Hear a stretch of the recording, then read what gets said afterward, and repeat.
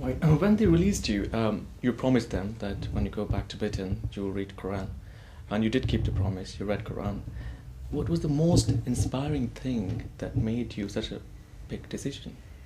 Every page has a theme of justice. I was brought up as a practicing Christian, and you're told to love your neighbour and be good to people, and that is the easiest thing in the world to do. Anybody can be nice to anybody else, but to give justice in equal measure to your friends and your enemies, that is something different.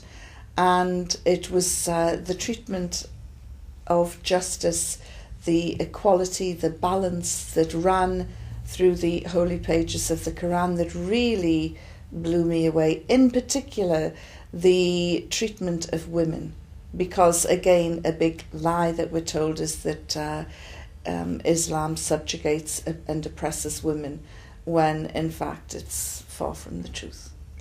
There's a saying that to make an omelette, one has to break some eggs, which means like nothing gets made, only something is broken. And Bush has definitely broken a great deal here to make his omelette. Mm-hmm. I mean, like we saw the war in Iraq, more than 1 million people have lost their lives. And then what's happening in Gaza at the moment. And it seems like this person has just given a green signal or issued a permit to the Israelis to commit massacre in Gaza. George Bush is a racist.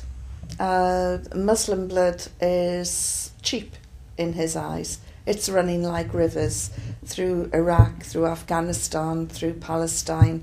As we're talking now, bombs are dropping on Gaza. The hospitals in Gaza all the sound you can hear is the sound of children crying, children who have had their legs and arms amputated, children who cannot have painkillers. It really is a pitiful thing, but George Bush doesn't hear their cries. Why?